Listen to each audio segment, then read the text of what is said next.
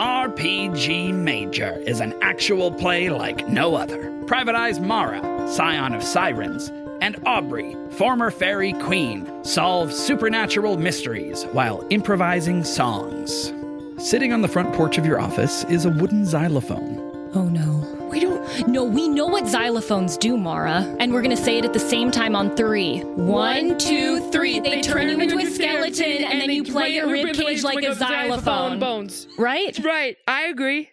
I'll sing along. Nope, that would make it worse. Combining actual play, musical theater, and mystery into one cozy package, it's RPG Major. RPG Major. Mystery and magic and danger. RPG Major. What'll we solve? What'll we solve? What'll we solve today?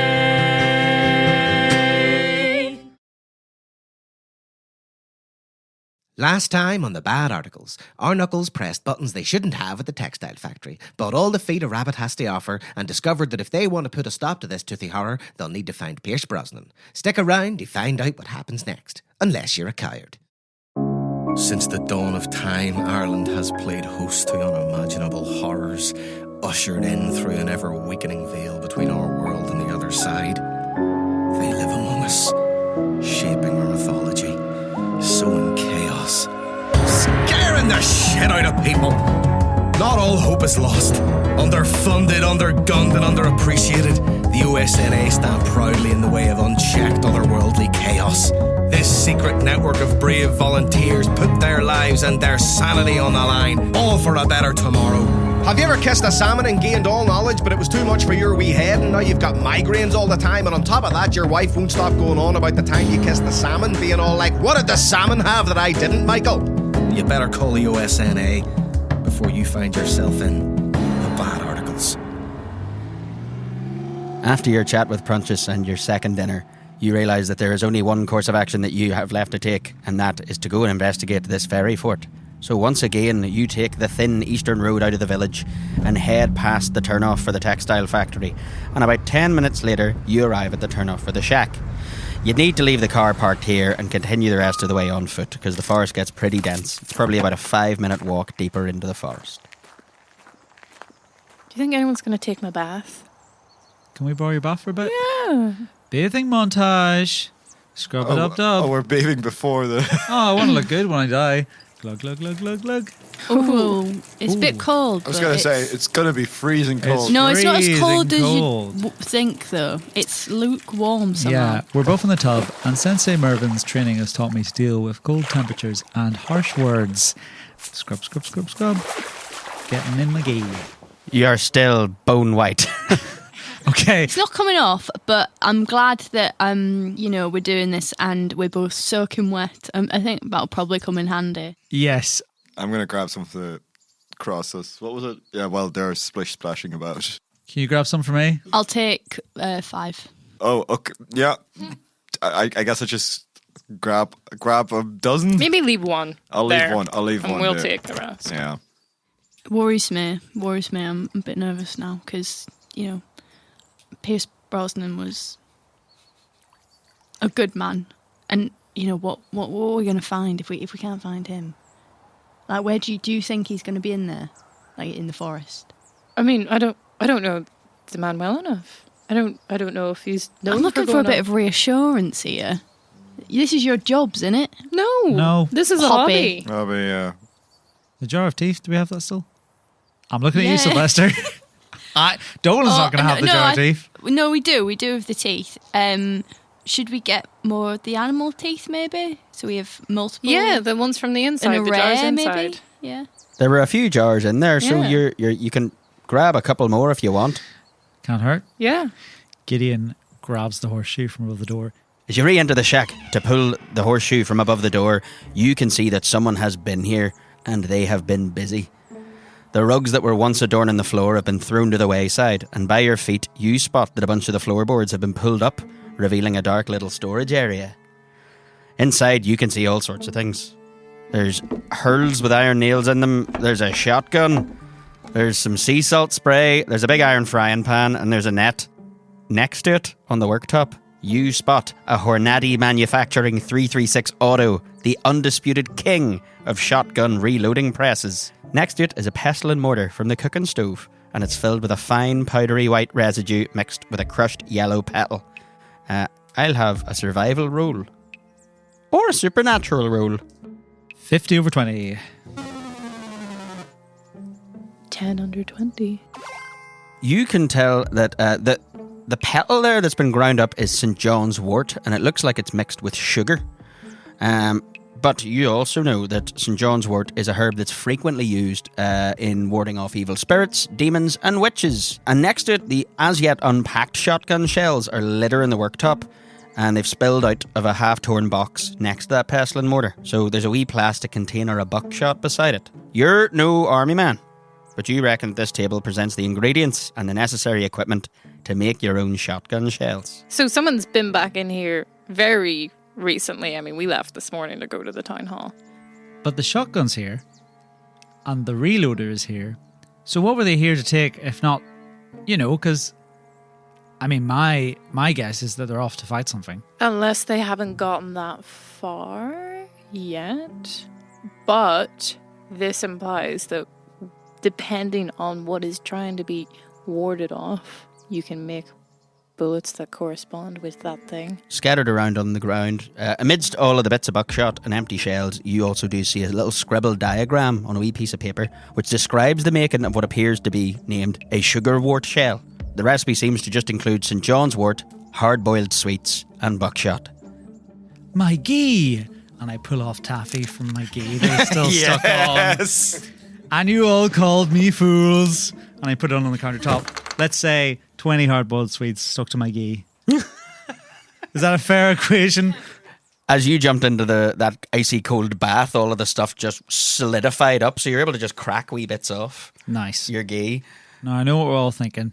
I shouldn't have the gun. I think Dolan should have the gun, or Maddie. You think Dolan should have the gun? I just think you're the most likely not to shoot someone. That's fair. That's actually fair enough. I'm very comfortable with a gun, but yeah. Yeah. Well, I mean, I will certainly take it. I suppose I don't have tons of experience. I don't know about you, Sylvester. Do you have any experience with guns? Nothing in this kind of realm, really. Like In this realm? No, like as in, like I don't have a shotgun, but I did carry a handgun for a while in my 20s. You're an interesting man, Sylvester. It was just try it out, really. Didn't really fit. Just giving it a go. I just wanted to see what I felt like. How did you feel? Powerful. And you didn't want to stay powerful? No. Power corrupts. So I don't have shotgun experience. I have handgun experience. Well, would you like the shotgun? Do I want the shotgun? No. No, I think I might. All in favour of Dolan, raise your hands. Aye. All in favour of Sylvester, raise your hand. Aye. Now hold on, He can't vote for himself. I don't think with, no offence Sylvester, with your long gangly bone white limbs, I don't think you can properly load and fire the shotgun. Tiny hands. Your tiny hands. You can't even get over the big old trigger. That is so rude. Sorry, I didn't mean to go into like a baby talk thing there. He's just got such little hands. They're not baby hands, they're dentist hands. Think of it. Have you ever handled a gun? Yeah. How Plenty. many times? I think we all agree that Maddie probably has the experience but might be too trigger happy. And you know what? I agree. I do agree. If nothing else. Have you killed before? No. Have you killed before, Sylvester? All right, I'll take the gun. So I try and press the shell. I guess. It takes you a wee while to get a hang of the motion, but you're able to get, half a dozen shells pressed in about 10 minutes. If the rest of you want to tool up, there's still a hurl, a big net, and a frying pan. Can I get the salt water? You can indeed. It's a big spray bottle of salt water. I'm going to take the hurl. All right, it's got iron nails in it. I go to the car and I take out a jar of sodium hydrosulfate and a jar of hydrochloric acid. And I have them in my key pockets. Are you sure? Look, it's fine. Got my hurl. Yep. You've got saltwater spray. Yep. Might take a net. You spray him, I'll jar him. You got a gun. I've got a gun. Do you want to let a shell off to get a feel for it? No, I feel confident I can do it in a moment. Also, we only have 6 shells. I'll have the net. And Sylvester grabs the net. All tooled up and ready to go, you head off into the forest. I didn't mention, but on the drive over here, I was looking out the window, and in the hedge there was a hedgehog, and the hedgehog smiled at me. He was gummy. No teeth. He was gummy. It was a gummy little hedgehog smile. I thought he was old, but come to think of it, he was probably in his 20s. The trees part reluctantly before you, their branches knitting together overhead like the ribs of some vast slumbering beast. And beyond lies a clearing, unnaturally round and unnaturally quiet. It's almost as though the forest itself is refusing to grow any closer. The smell here is strange, like fruit left too long in a cellar or toilet wine. At its centre rises a low mound of earth, broad and ancient, with its slopes tangled in dense blackthorn and briar. The thorn bushes twist over one another in impossible knots, pale hooks catching the moonlight like crooked teeth. No path leads upward, because none should. A ring of standing silence hangs over the place. Not a wisp of wind stirs here. Atop the mound stands a single hawthorn tree. It is enormous. Its roots bulge from the earth like coiled serpents. Its trunk twisted like mad into unnatural spirals, and its bark a silvery grey beneath the moon, slick as oiled bone. A rake of wee things hang from the branches, strips of cloth, tiny wee bones, rust-bitten charms. And as your eyes adjust, odd details begin to emerge from the mound itself, and every so often, only at the edge of hearing, comes the sound of distant laughter. Not merry or joyful, but the kind shared behind someone's back. Rabbit foot. Crystal? Rabbit foot. I've got my horseshoe on the end of my hurl. We're provisioned for battle with fey creatures. Sorry, you were going to say something. Oh, I was going to say I have salt spray and a gun. Yes. You have a gun? Yeah, no, I just picked it up. I don't know. It could be an antique. It could be used. It's nice to have, but it's a bit silly. It's tiny. It looks a little small for your hands, no offense. You have normal sized hands. Don't you dare try and gift my gun to Sylvester. I'm just saying. I bought this gun. A weapon. I don't have any weapon. I have a net. So, you know. You chose that. What? You did choose that. There was a frying pan. I said that I would have the gun if it would help. It would No. look great in my hand. And also, I paid for this. There's more of me to attack. That's what we're counting on. Vertically, but not horizontally. Suddenly, nearby, a thicket of briars shivers violently, and from it emerges a diminutive little figure, no bigger than a sweet potato, unlike anything you have ever seen before. It has 4 little crab-like lower appendages, and it uses them to skitter out from the coverage of thorns sideways, like a crab. And atop those 4 little legs, you see a skinny, almost humanoid torso, boasting a set of scrawny but lengthy arms, tipped with wee needled fingers.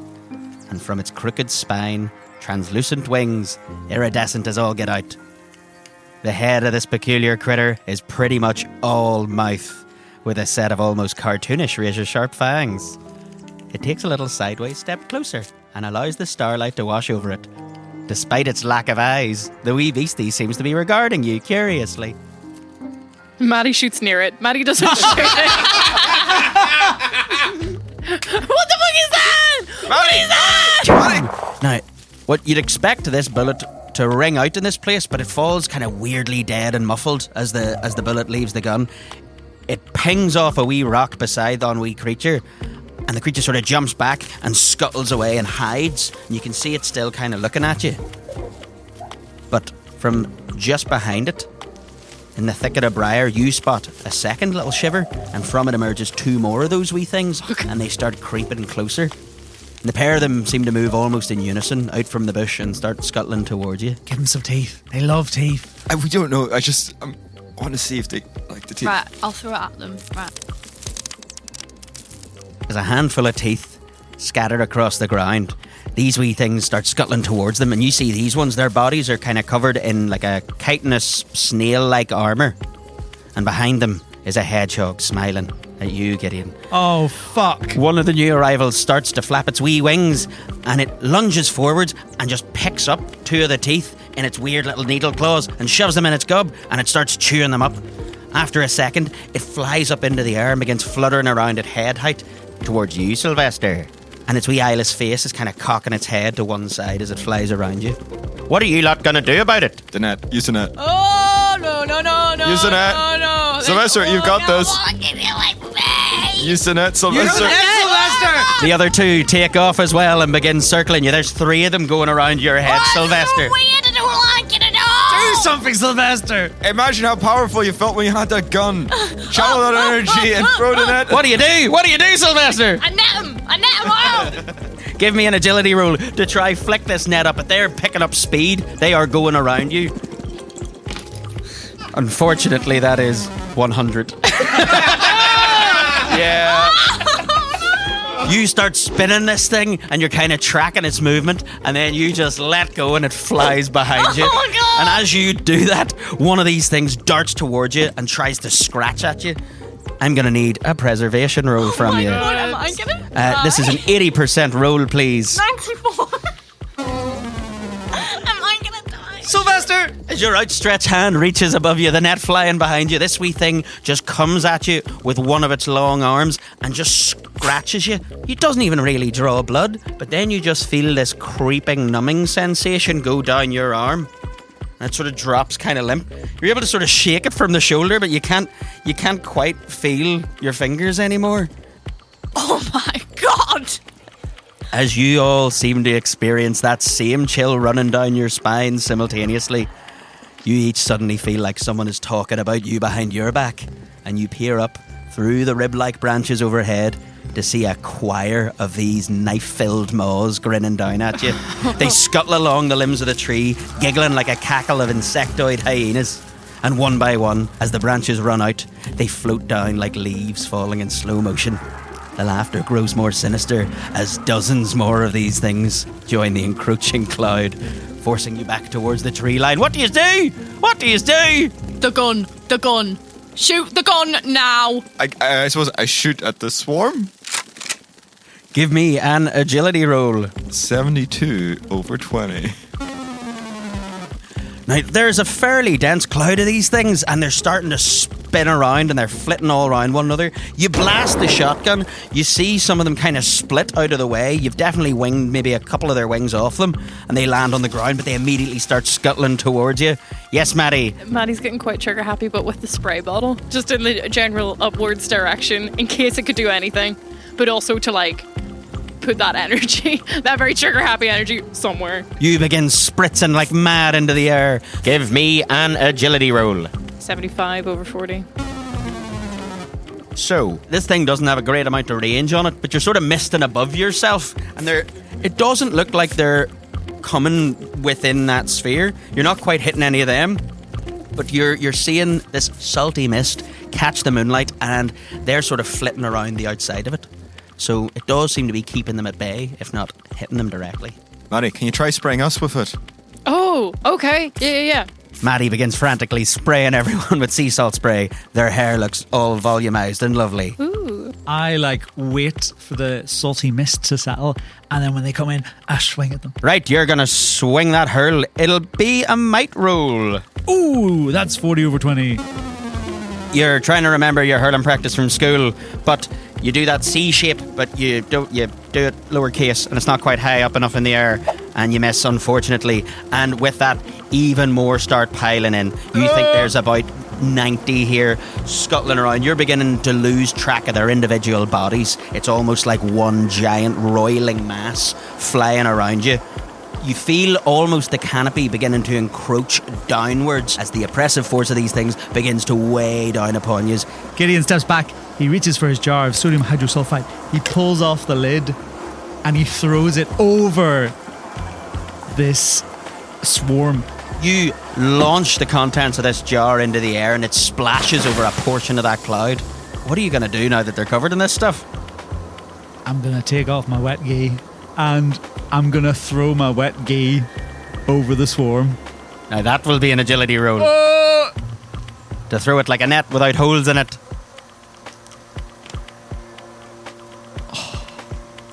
21 over 20. You throw this thing in the air, and the gee fully opens up, billowed by the wind, and it looks like it's going to land exactly where you want. And then one of the sleeves catches a little gust from their wings, and it falls to the side, clipping the edge of a couple of them. And there's a momentary small explosion, and I am going to ask for a preservation roll from Dolan. 53 under 60. All of you momentarily see Dolan's silhouette lit up by this small explosion. Oh, fuck! You feel a slight ringing in your ears, but no, you've managed to dodge the worst of that. Not that you tried. Unfortunately, you're now one jar lighter, and I got no gi. And you got no gi. What do you want to do? What do you want to do? Run. I start heading towards the exit, but like firing the shotgun in the air. It's like, follow the noise of the shotgun. Excellent. Dolan, you start backing up roughly the way you think you came, firing this shotgun into the air. There are so many of them now that you are creating little empty pockets above you. They immediately fill in afterwards, but you're taking out, half a dozen of these at a time with each blast. Sylvester, throw the teeth! Throw the teeth anywhere but here! Oh, I throw them. Don't tell me anything, just throw the teeth! Okay, I'll throw them! You scatter them behind you like James Bond's car would with wee caltrops. It almost creates a little pocket behind you and kind of gives you a little bit of breathing room as a portion of the swarm pounce on these things, and you hear the sound of what it sounds like dentist drills as they're just munching their way through these teeth. I'm throwing my hydrochloric acid at the group that have just gone for the teeth. You chuck it like a grenade. Give me an agility roll. 320! Fuck you! You hear an ungodly chorus of high-pitched screams as these things start writhing on the ground and burning and melting.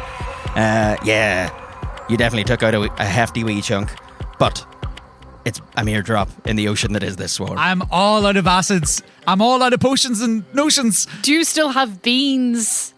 Beans? Beans! Beans? I mean, my beans are in my gi. No! As a panic washes over Gideon, I'm going to ask for a preservation roll from all of yous. Once again, these things are like, you can feel them against your flesh. They are running around you. They're pulling at your ears. They're trying to get at your little mouths. Oh, shit. 80%. 56 under 80. 74 under 80. 83 over 80! Oh! 26 under it. You all feel them swarming at your face and literally pulling at your lips. And one of them, Sylvester, manages to get his two little needle-like arms in and parts your mouth. Oh my and it God. just reaches in with its head and plucks a tooth right out of your skull.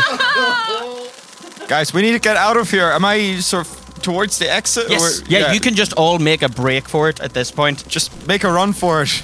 Run! Run! Run! We run! Run! You all run, covering your mouths, bounding through the forest again, jumping over the undergrowth. Eventually bursting from the tree line, you see the familiar sight of the hunting shack. Just a quick sprint away. You gun it towards the stinky little safe haven and explode through the door, like all them dwarves at the start of The Hobbit. And in a cartoon cloud of fists and body parts, it finally settles. You're able to quickly scramble to the door and get it closed. Oh, we start boarding up the doors? Good thing I have my tin opener. I start hammering the boards onto the windows. Maddie grabs a hammer like a normal person, while Gideon bangs at the door with a tin opener. Oh, my tooth. I can't believe. Did it get you? Look, it's really bad, isn't it? This is what you do to other people. Yeah, they're like little dentists. Okay. No, they're not. This is not the time for this. That was perfectly healthy. That was a perfectly healthy tooth. I am fuming, I am. We need to make more shells. Are you out of shells? We can stock up on teeth. Teeth in jars. Teeth in in jars on jars. shelves. How long would it take me to make more? You could probably average about like one a minute. I get to it. You get to that. Is there a chimney in here? There is a chimney in here. I stuff those animal skins up the chimney. Nice. All right, you grab a bunch of the hides and start packing them into that chimney. You do hear in the distance the sound of that laughter getting closer and closer. You would assume the swarm has followed you here. As you get to making shells, you can hear the wind being whipped up as these things are flying around the shack. The arachnid drumming of bony limbs beats out rhythmically from the ceiling overhead, like the first drops of rain from an oncoming storm. And like a burst pipe, the wood gives way on one of the windows, allowing for a torrent of these creatures to start flying into the shack. Dolan, shoot! All right, I'll give it a go. What agility is it? It is agility. Can I reach around him ghost style for advantage to help me in the shot? Can he not? If he does it, I'll take disadvantage. It's Ricky, guys. 35 over 20. I'm going to say you aim at a large cluster. The kick of the shotgun sends your aim slightly off, but it blasts one of them and gets it right in its chest, and the thing explodes, but it creates this cloud of dust, which sort of fills one portion of the room. Maddie, can I have a preservation roll? As this blast of dust sort of kicks off in one direction towards you. 70. Oh. The dust hits you in the eyes and you're momentarily blinded. You can sort of blink through it a wee bit, but your vision is all blurry and hazy. Jesus Christ, this is a nightmare. I grab teeth from the walls and just start chucking them out into the torrent. You grab the jars and just start winging them like grenades. You can hear the glass shatter on the floor, and almost like swallows, these things just redirect, look like a murmuration, and fly down to the ground, and you hear that chorus of dentist drill teeth eating up all them little shattered ivory delights. Can I get one of the crosses and just put it in my mouth? Just bite down on it so they're not going to come near my teeth? You absolutely can. You clamp one of these St. Andrew's crosses firmly between your chompers in the hopes that those things won't want to come after your teeth. Great. It's good. Pardon? God, you just put your finger between your teeth. That's not a bad idea. We're safe now. Yeah, I mean, I suppose I copy. Yeah, me too. I'm going to copy as well. As the cabin begins to fill more and more, much like at the ferry fort, your vision begins to become obscured. None of them are getting anywhere near you. And amidst this chaos, you hear an unearthly sound filling the air. An alien siren accompanied by a low, almost subterranean gong that rumbles the earth. And the creatures begin to scramble out of the shack through every crack and crevice that they can find. And suddenly, the shack is empty. What the fuck was that? What the fuck is going on? It's really take Like, what? That was so painful, so scary. How's your mouth? I'm so angry that I took my tooth. I take such good care of them, and it's just horrible. Now I can get why people are so upset. Yeah. Well, I'm not taking this out of my mouth in case they come back. that's fair enough. Oh, you can just put it back in, can't you? I've been in a shirt and boxers this whole time. My poor Guy. I go to the door. I look at the window. You reach towards the door handle and then think better of it, and you take a little step to the side and look out the window. And just as you sort of peel the curtain back and try look through the gaps in the wooden boards, you hear the unmistakable sound of a shotgun blast as a large portion of the door just by the handle explodes. The remaining timber that was once a door swings idly open to reveal the silhouette of a man. Hooded and absolutely shrouded in animal furs, he takes a mighty step into the shack, wide-eyed and manic, before collapsing on the ground before you. Holy shit, it's Goldeneye. On the ground in front of you lies a hulking husk of a man, face down with his good furs torn half to smithereens. It's all a bit Davy Crockett. He uses his final bout of energy to roll onto his back, letting out a stinky-breathed sigh, which turns into a snore. Suddenly, a German Shepherd bounds into the shack. It rushes to the man's side and begins whimpering and licking at his face. This dog is wearing what looks at first to be an intricate leather harness, but upon closer inspection, you realise that it looks a whole lot more like some kind of armour. It is fastened with iron buckles and covered with decorative studs. Around its neck is a solid iron collar with the name Trevelyan engraved upon it. You also notice, as this man's maw hangs open as he's snoring and the dog is licking at his face, both the man and the dog have wooden dentures. I've seen a lot in my trade, but this is... Now is not the time to try and sign a guy up to be a new client. No, I can't. Like, I'm sure if you were in a room and something terrible's just happened and there was a printer in there, you'd be looking at the printer, you know? I have half an eye on printers at all points, you know? Exactly, that's But what I'm right saying. now, timing, please. Oh, okay. He begins to stir a wee bit, and piercing blue eyes flicker open, and he clocks your gaze, Dolan. Pierce, I presume. He takes your hand and gets himself up onto his knees. Peering up at all of you, you realise that underneath all those furs is a classically handsome face, boasting some of that angular bone structure and sharp, sophisticated symmetry. Somehow, despite the situation and how you know this man lives, he still seems to exude a suave, quintessential elegance. You can't put your finger on it, but he's got a distinguished presence and just the right amount of rugged character. So I take it you were the people that were staying here. That's correct. Came here to investigate those pests, those fairies. What are they called? Yeah, pretty much exactly that. I've been tracking them. You know about the fairies. You know about the fae. Well, we've found out a bit over the last day and a half. Well, the hard way. We got Yeah, attacked by them really badly. We almost lost our lives. Yeah. Some of us lost teeth. A tooth. You lost a tooth to them. Yep.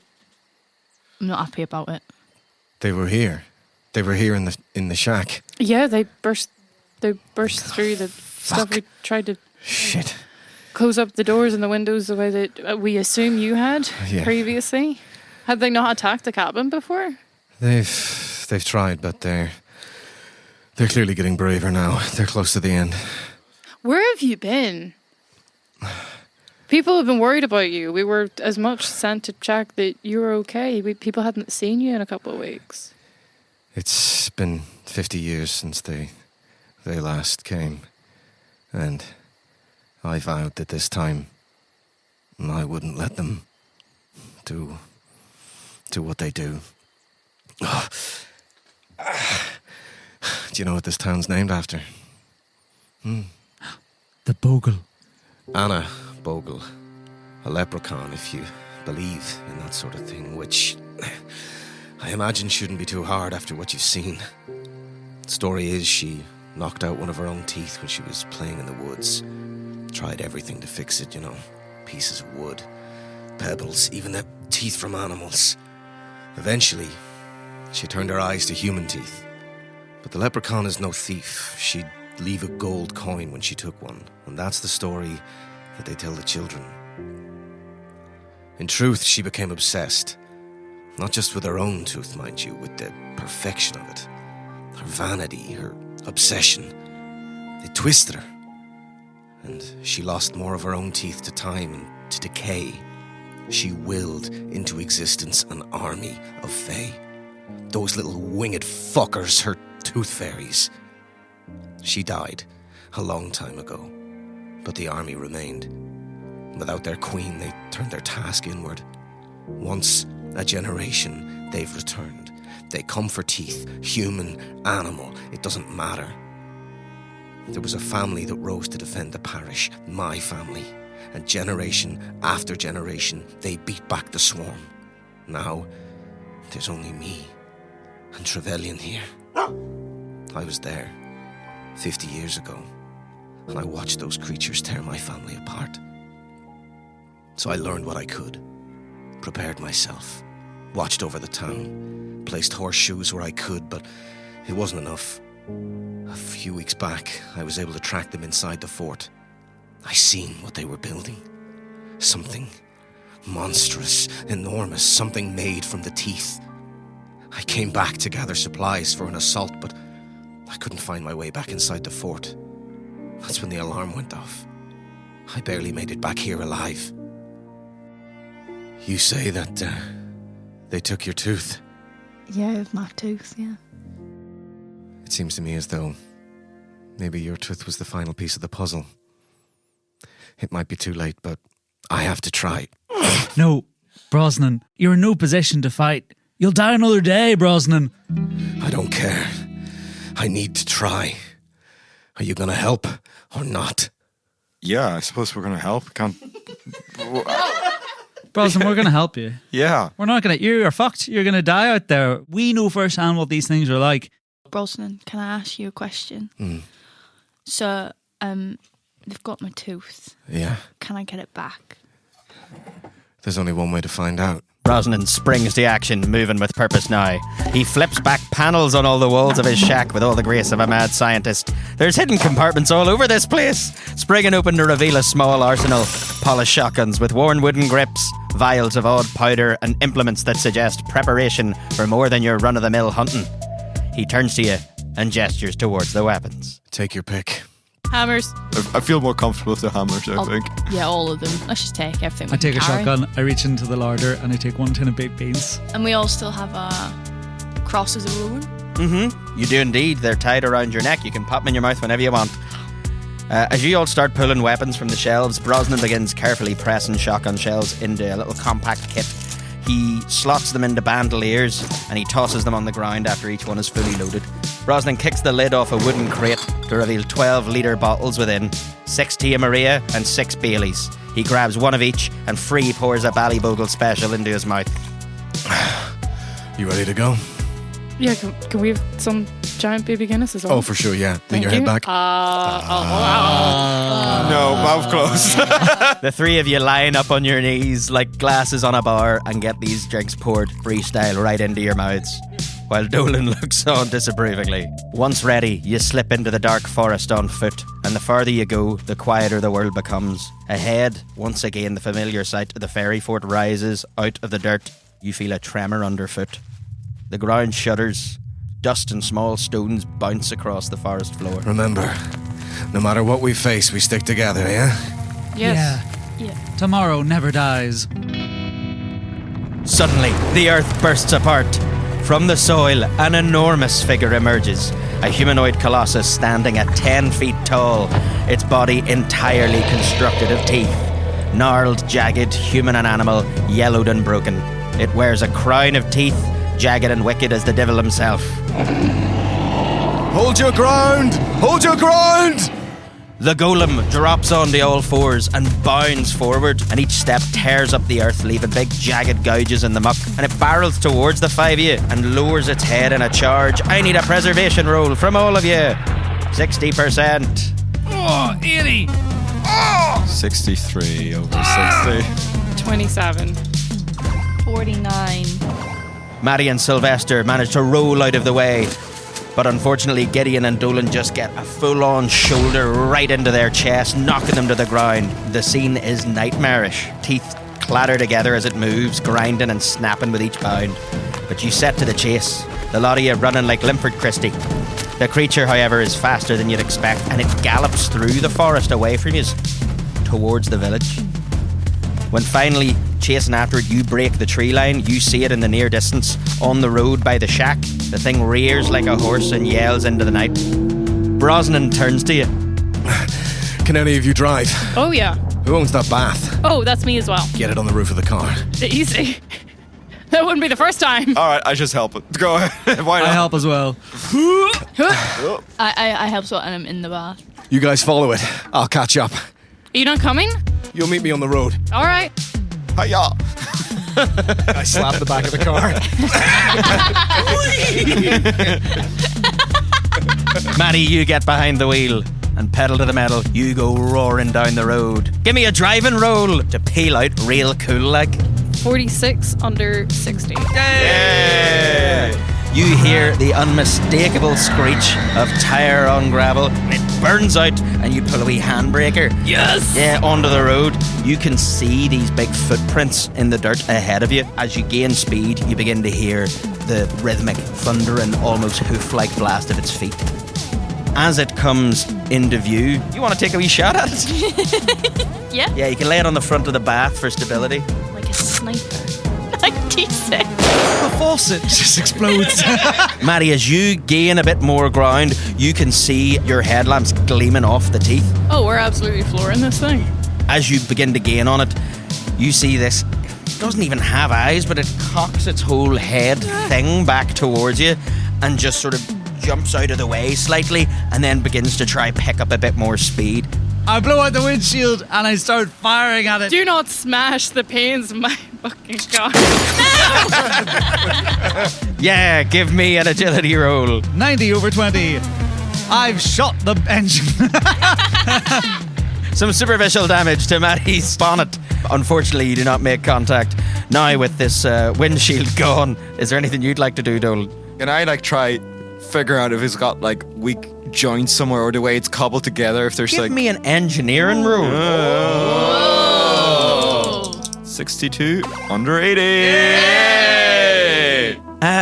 You think that this thing is teeth the whole way through. It's almost like they're moving through, in and around one another. Not like there's clear joints as such. The whole thing is one consistent mass of teeth. Out of the blur of the roadside, a Norton Model 1 633cc engine motorcycle with a little sidecar emerges, its tyres crunching over loose gravel. The bike accelerates and closes the distance behind the car, and as it draws level, you see Trevelyan, the little doggy, sitting in that sidecar like the best bloody boy there ever was. He's got a wee helmet on and a pair of goggles, and his tongue flaps out of the side of his mouth, and you see those little wooden teeth ready for action. The rider draws a shotgun with his left hand and levels it at the beast. A barrage of sugar and buckshot blasts out, hitting it in the ribs. The creature reels, but continues running. We have to get it off the road, or it'll reach the village. We don't get another chance at this. Come on! The motorbike screams ahead of your car, engine howling as it surges ahead of the creature. Brosnan twists in his saddle and draws a blade that catches the moonlight in a cold silver flash, and with one savage motion, he drives it into the base of his backpack, and the bag splits open. A torrent of teeth pours onto the road behind him, a minging trail of oil and ashers laid down like breadcrumbs for the thing pursuing him. The bike fishtails violently around the corner before roaring off towards the old textile factory with the beast in pursuit. When you finally reach the same corner, both the rider and the monster are gone. Ahead, looming beneath the moonlight, stands the familiar red-bricked factory. Dark windows stare down like empty eye sockets, and for a long moment, the night is still. Until the silence breaks. First comes laughter, and then overhead, that unmistakable sound of flapping wings. I'm gonna fucking turn this gun on myself. This is incorrigible. Guy, put your hand by under your teeth. Okay, we gotta get inside. We can't be out in the open. Quickly, to the doors. Oh, did one of you lockpick this? Very good work. Yeah, Maddie did. No, That's nice. Well done, Maddie. Quickly inside.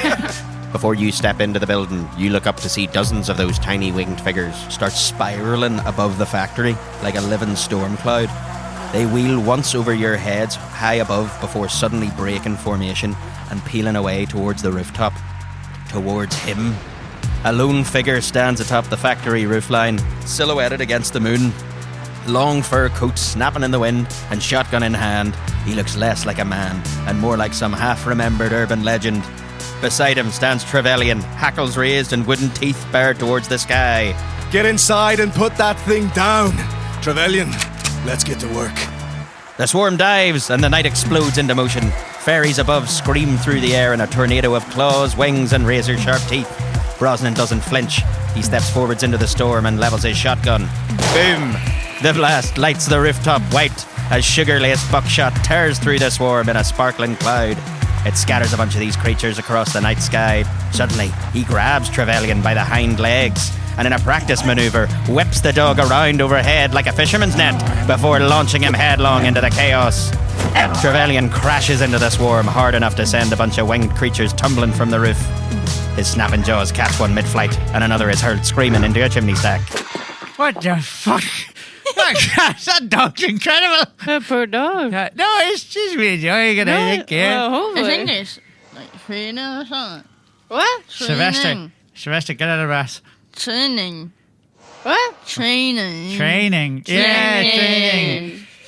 Okay, so I think the only way you can do this is I have to load this thing into a trap. Yeah. Do you remember when you boiled us alive? Yeah. Okay, we'll do that again. Yeah. We'll do that again. Oh, totally. Okay. I'm 4 steps ahead of you, brother. Great. Do we want the big light on? Do we want the big light? Big light. Yeah, Yellow. easy. Yellow to light. Blue for bubbles. Bubble burner. Burner. Bubbles. What? I mean a bubble, I mean a burner. It's holy. Bubble make it sound like a fucking jacuzzi. Red with steam. Yeah. Yeah. Green big movie Great machine. Okay, maybe we get it onto the conveyor belt. I'm taking this out. There's no fairies here.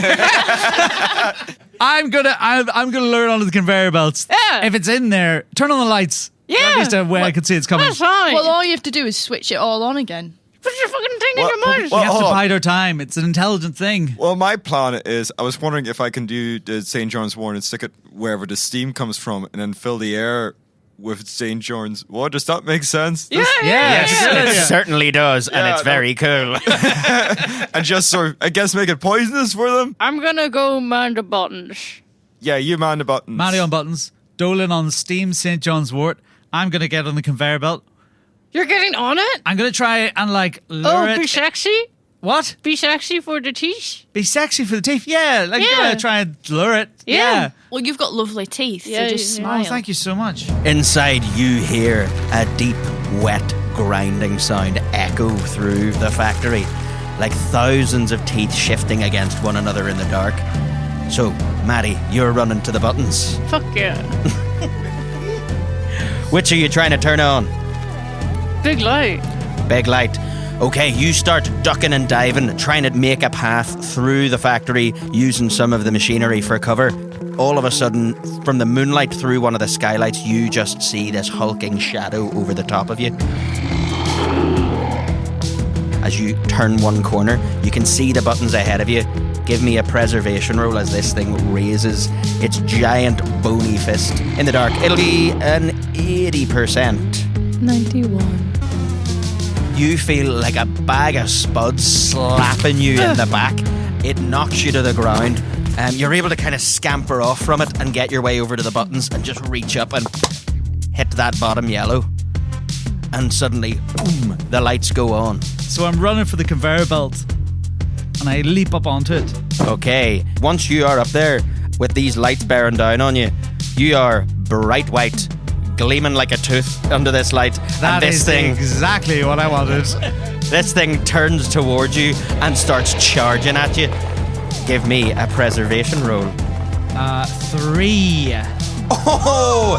It charges and it leaps up, tries to get a bit of air to get up at you.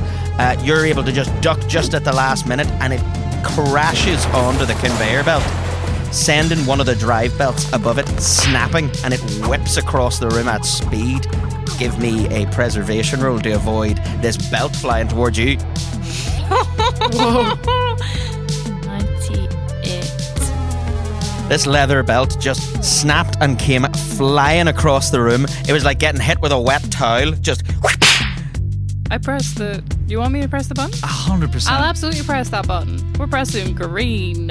You hear the machinery begin to slowly grind itself into action, and the conveyor belt begins to move, dragging this thing along. You're standing just above it. You're looking pretty graceful. Dolan, are you going to try your steam plan? Yes, I'm going to try, I guess, figure out wherever the steam's coming from and just cram it full of St. Jordan. What is it? St. John's wort. St. John's wort. Yeah, I was about to say St. George's. That's not it. That's it. With your engineering background and the layout of this place, you can trace it back to the inlet pipes. You think you'd be able to... There's like a large boiler at one end of the room. You think you could probably douse all of that, or like load your St. John's wort into that, no problem, and then give Maddie the word. Perfect. You've still got a wee bit of a limp, but you get over there and you open up the access panel at the top of the boiler and you pour the St. John's wort inside. Maddie, hit the steam. You got it. Maddie slaps that button, and all of a sudden, big gouts of steam start blasting all around the room. It gets all humid and muggy, but with a vaguely pleasant kind of herbal smell on the air. Where am I going? You are slowly moving along on this conveyor belt towards one of the vats. It's in front of you, however. I shove the barrel of the shotgun into the tooth creature, no matter the risk. Yeah, no and problem. I start blasting. Give me a preservation roll first. As you jam it right in there, you're right up in its face. It's going to try... It's 11. On the preservation roll? Yeah! It's going at you with both fists, and you just start dodging your head back and forth under it, and then you, right under its chin, get this shotgun, and you blast, and a whole chunk off the front of its face explodes. It smells like It smells like someone's just had their teeth cleaned. No. A horrible, horrible smell. You are disgusting. But it's still up. It's still writhing in front of you. Can I just fire up a wee hammer? Is there any good to that? You could totally chuck a hammer at it. I think I'm inspired by Pierce and the way he threw his dog, so I'm like spinning it above my head and throwing it up. Yes, give me an agility roll to wing this hammer. Shining in the moonlight. Fucker. 80 over 40. Sorry! My beans! It gets Gideon right in the beans as once again another another tin of little sausages and legumes starts dripping down the inside of his clothes. I stumble backwards into the vat again. No! You stumble backwards into the vat and this thing manages to kind of scramble up. It looms over you looking down into the vat, but then begins to cast its now smashed up face around the room. I want to try and kill it with a cast iron. Sylvester, frying pan in hand, you can start charging towards this thing. It swings this big arm towards you. You drop down onto your knees and slide Matrix style. Nope, that doesn't exist yet. And you slide real cool like on your knees. And at the end you get up and you just batter this thing right in the chest with a cast iron. Once again, a big shower of teeth fly out of this thing. You're taking lumps out of it, but it just keeps getting back up for more. I'm under the white dye, pointing my shotgun up, like a reed. Like I'm breathing for a reed, but I'm not breathing through a reed. I'm dispensing justice. I blast him. You may roll another agility. 3. 3? The rest of you have seen this thing kind of peering over the top of the vat, and it starts craning its head back and forth looking at all of you when suddenly it explodes like confetti. Its whole head disintegrates. It like reels back and falls off the conveyor belt, and it crashes into one of the machines along the right hand side. You hear the metal buckle and break, and some of the fluids inside this machine begin leaking out onto the floor. You can hear internal gears begin to crunch and grind as this machinery starts to malfunction. I come up for air and I flop out of the vat. You flop out wider than you went in. Can I override some shit? Can I dial things up? You quickly run up those metal stairs and get onto the computer. You type that password with all the 3s in it, and you can't see manual override controls for all this machinery. So I can make things go faster and harder. Yes, Cool. indeedy. Let's do that. For those still down on the factory floor, you hear pistons just begin to pick up more and more speed. All of a sudden, some of the looms start flying off their little tracks, and the machine where it had crashed into, you see a brief explosion of light as it catches fire. Oil leaking out into this place. This thing begins writhing, coated in oil and on fire, but this place looks like it's going to go up any moment. I think we should probably get out. Should we get out? As soon as I see the thing start like going to overdrive, I start getting out of there. You move slightly slower than the rest of them with your leg anyway, so that's probably a good bet for you. While we're retreating, one thing I do want to do is shoot the skylight and attempt to alert the other fella, and maybe the build-up steam helps him out as well. I don't know. You hear the sound of your sugarboard shells ping off the roof, and he sees the beginnings of a fire begin to spread across the oil slick that's spilling out onto the floor. I'm like limping round the corner. I'm slick wet like a newborn babe. And I turn to this thing, which I presume is like not doing well. And I like double-handed throw my hurl, which I've had on my back this whole time. And then I'm getting out of there, but I threw the hurl. Give me an agility roll with advantage to chuck it at it. 7. Don't you mean 007? Looks like the hurl was enough. The hurl in slow motion spins through the air and just buries into this creature's chest. It falls further back into the machine and erupts in a mighty explosion. As you guys all sprint out the front door, fire raging behind you, you see Trevelyan under the arm of Brosnan as he hooks a little rope onto the edge and abseils down the nearly exploding building.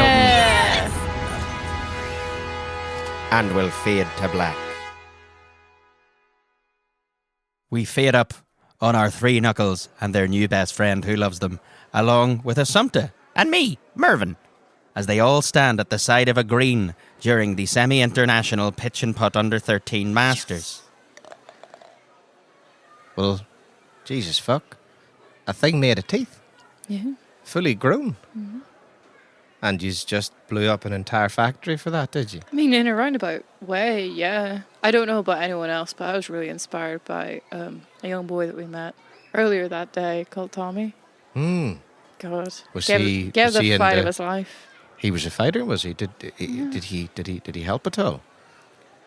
In his own way, he inspired us to, I think there was a time there where we were afraid, we were running for our lives, but then once we were properly equipped, we tore into that postman Pat fucker like nothing else. Well, it's like for me, I love teeth. I love everything to do Really? with teeth. Yeah, and having to kill a tooth monster was like him having to wrestle the postman Pat. I had to learn to let go and destroy what I love. So it was cathartic, was it, aye? It was, yeah, big time. Like, it was nice just to be able to really let loose and really smash them to pieces, yeah. That does sound brilliant, to be honest. I would have liked a wee whack at that myself. But tell me this, do you reckon that everyone in the village now is, they're going to not be after you, Sylvester? Do you think your job's safe, your life's safe, and more importantly, can you continue to be my dentist? Oh, I'll continue to be a dentist, no problem. But I'm not sure that I'm the same dentist I was coming into this. Yeah, sure, everyone changes, I've got my little hands, I've got, my ability to get into people's mouths really quickly. But I think now I've got my friends, and I think now it's time to maybe try something new. I see. Gideon, why are you all white? He's all white now. It won't I'm deeply traumatized and it won't come off. It won't come off. No matter how hot the water, no matter how astringent the soap, it simply will not come off. My goodness. That is most outrageous. Dolan, any other bits of your limbs aged in weird ways? Are you all right? No, my limbs are all right. They're the same. And I'll tell you what, I don't think we need to worry about the factory. There were so many health code violations in it, and it was such a risk that I think any sensible person will believe it just happened naturally. I think when the Noonans get back from their holiday, they'll thank us. But they won't thank us because they won't know it was us. A circle of trust. I'll tell you what, if they try an insurance claim, I will submit a report saying that this was negligence on their behalf. I will not stand for them getting any money for this. Don, we Canadian boy, said that if he wins this tournament, he's going to pledge 3% of his winnings towards helping the Noonans get that place rebuilt. No, hold on. He should keep that money for himself. I don't think the prize pot's too big. He's probably going to give them about like 150 or something. And where's the boy? I'll have a wee word with him. Assumpta. Yes. I know I've got in trouble before. Any time you sent us away, and I've come back with... Maddie, what animal have you brought back? I haven't... Assumpta, I got you a tiny gun, and I want you to have it. You got me a little gun. Yeah. It can be ornamental. It can be for self-defense if you want it. That is the nicest thing anyone has ever done for me. See, I thought you'd like it. Fucking brilliant. I'm going to fire it in the air. Oh!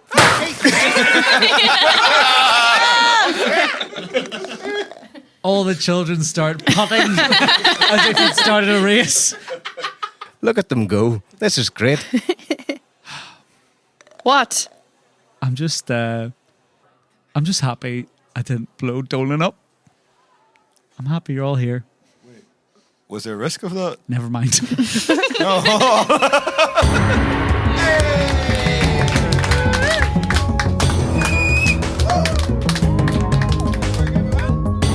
And so we've come to the end of this wee story.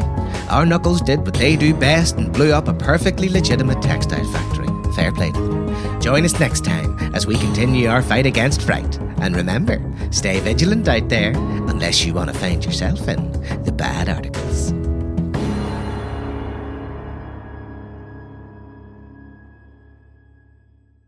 Hello, folks. Thank you so much for listening to our silly little show for a third time.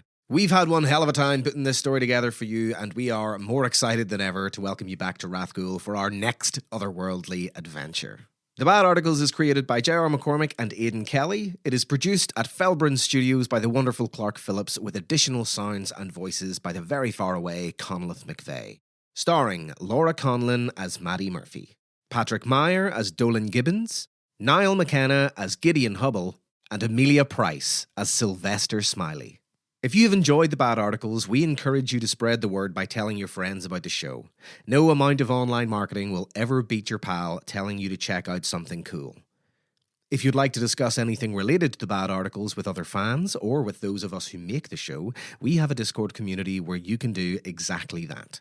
And if you want to support the show further, you can head over to our coffee and drop us a little tip to help keep the lights on and microphones hot. You can find links to everything you need in the show notes. My name is J.R. McCormick, and I will see you on the other side.